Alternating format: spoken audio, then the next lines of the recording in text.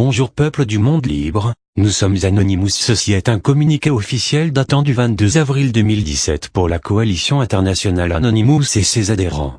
À propos de Apple, Wikileaks levait le voile sur les méthodes utilisées par la CIA pour espionner les internautes. Des documents rassemblés sous les noms de Vo7, plus de 8000 fichiers, décrivant des méthodes de piratage exploitées par la CIA pour infiltrer les systèmes IT et le média de Julian Assange, vient effectivement de mettre en ligne une nouvelle série de documents, baptisée Matière Noire, et qui concerne exclusivement Apple. Un document daté de novembre 2012 en résume l'objectif: modifier le firmware d'un périphérique, en l'occurrence, un adaptateur Apple Thunderbolt, Ethernet, pour pouvoir démarrer depuis un média de stockage externe en contournant le mot de passe éventuellement paramétré, pour protéger le chargeur d'amorçage. Le code logé dans l'adaptateur parcourt l'ensemble des supports de stockage, système de fichiers NTFS non pris en charge, jusqu'à trouver un volume nommé filet. Si la recherche est fructueuse, le démarrage est enclenché. Cette technique peut permettre d'installer le malware Triton et sa version persistante d'AirStark, le costaud, en allemand, qui résiste aussi bien au redémarrage qu'à l'effacement du disque dur. Pour davantage de discrétion, les données aspirées sont transmises vers un serveur distant sur protocole HTTP. Résistant également à une réinstallation de l'OS, mais pas à une mise à jour du firmware, cet implant se compose de 3 outils, Dark Matter, SAPA et Nightsky. Triton est un autre malware, qui se compose du logiciel Darkmalet, chargé d'infecter les firmwares EFI avec l'outil d'AirStark. Une solution dont la version 1.4 date de 2013.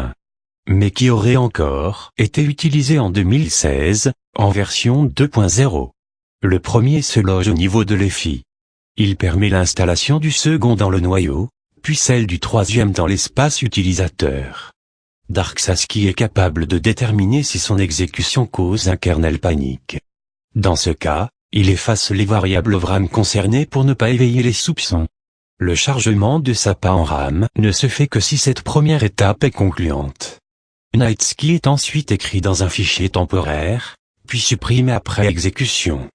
DarkSASKI est par ailleurs conçu pour s'autodétruire sous certaines conditions: 3 kernels paniques consécutifs, un autre OS démarré 5 fois d'affilée, ou encore l'impossibilité de communiquer avec le serveur distant depuis plus de 180 jours, ce qui signifie qu'on peut l'éliminer en avançant l'horloge système, comme le reconnaît la CIA.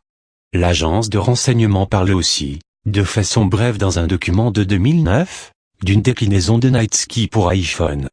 Côté iPhone, Nightsky est un malware conçu pour être installé sur des iPhone 9. Les personnes visées n'ont ainsi aucun moyen de savoir qu'elles sont sous écoute. Non seulement l'agence de renseignement dispose de tout un panel de failles à sa disposition, mais elles ont été gardées secrètes, afin de ne pas être corrigées par les éditeurs. L'agence a aussi mis au point divers malwares capables de les exploiter. La CIA aurait également développé un outil ciblant les Smart TV permettant de les transformer en espions, capables de capter toute conversation menée à leur portée, y compris lorsque les téléviseurs semblent en veille. Dernière révélation, la CIA est capable de pirater des véhicules à distance, afin par exemple de créer une panne pendant leur utilisation, et maquiller ainsi des exécutions en simples accidents. La société Apple a fait en sorte de ne pas disposer de ce code, uniquement connu du propriétaire du téléphone. Un mécanisme de sécurité optionnel permet en outre la suppression automatique de la totalité des données contenues dans le téléphone à la suite de 10 tentatives manquées de déverrouillage du téléphone. La société Apple a annoncé à l'occasion de la Black Conference, lui permettra notamment de mettre les hackers et les chercheurs en sécurité de son côté, et de renforcer par la même occasion la sécurité de ses systèmes et produits. Baptisé Bug Bounty Programme, ce programme ouvrira ainsi voie à une récompense de $25 000 à $200 000 à toute personne qui découvrira une faille de sécurité dans les OS de la firme à la pomme et la visera. La différence de montant varie ici en fonction de la nature de la faille ainsi que des dégâts qu'elle pourrait engendrer sur un appareil et son utilisateur. Restez donc vigilants, et mettez votre système d'exploitation à jour. Renseignez-vous sur les correctifs ou applications, pour sécuriser même votre Mac OS X.